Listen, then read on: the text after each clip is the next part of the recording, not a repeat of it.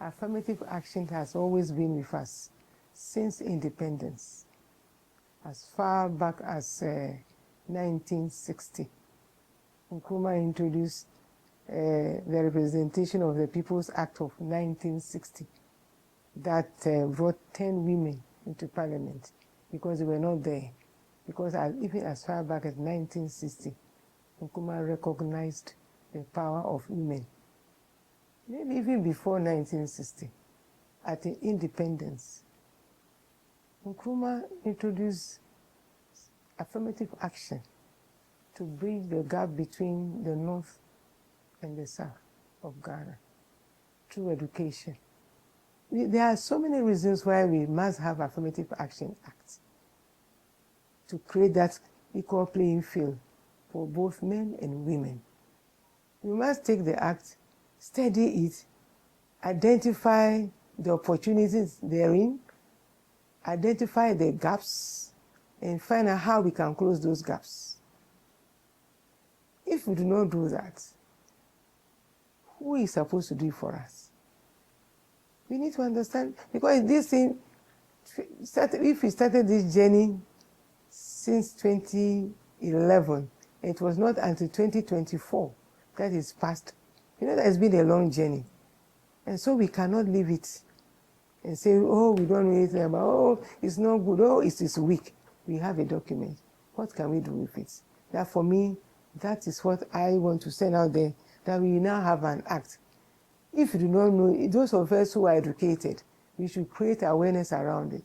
We should have radio programs, television programs. We should domesticate it, put it in different languages, for people to understand it. Right now we have 276 parliamentarians. So even if you have 39 women or 40 women or 41, are we doing well? We are not. We are not doing well. So I'm hoping that this whole issue about how well we are doing, women, whether we are doing enough, when it comes to elections, whatever, I think the journey should start from, we should start interrogating, we should start creating spaces for us to have such dialogues. When we are talking about the economic dialogue, education dialogue, what about the gender dialogue? Because I believe that when we get more women in leadership who are in key positions to take critical decisions about health, about the economy, about education, we'll move faster, you see. So much as we find it so important to have economic dialogue, education dialogue, when was the last time you heard about gender dialogue?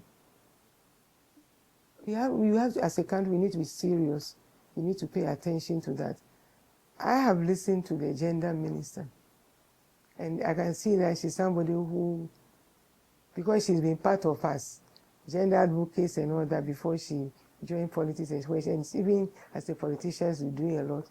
I'm hoping that we will all rally around her and push the agenda. For the first time in this country, we have a vice president who is female. And her mandate is very clear, to push the gender agenda. And that is a legacy she has to leave behind. People in this country will begin to know that, a woman too can be a vice president. If a woman can be a vice president, a woman can also be president. So the girls will begin to aspire to be something more than be in our small corners, or aspire to be a mother or a wife or this, but can go to the very top. I think it's a significant milestone that we will not miss. And it's a cry to our vice president that the women are waiting. The women are there to support her, to engage her, to make sure that all the things that they are so well crafted in the manifesto will be achieved. And I think that is all reorientation, try to orient the minds of people that women are full human beings with rights, so they must be given opportunity. And also to reorient the minds of women to know that we should not stand up for mediocre. We shouldn't allow people to push us down, to throw us under the bus. We need to fight. We need to add value to ourselves. So I think that we need to step up efforts in creating awareness around even the already existing laws, how they can work for women and girls.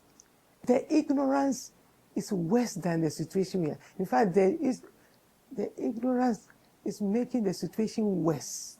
So we need to create awareness around the existing laws that protect women and girls, the existing laws that give women and girls opportunities.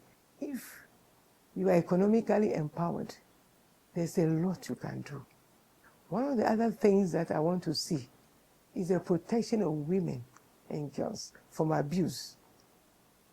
So I listened to the minister the other day, and she said that they are going to build shelters in all the 16 regions of this country for starters, at least the regional capitals and all that.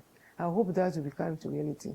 Women must be aware of the rights that their rights and the policies that there are, the policies that are in existence, and which they can seek what?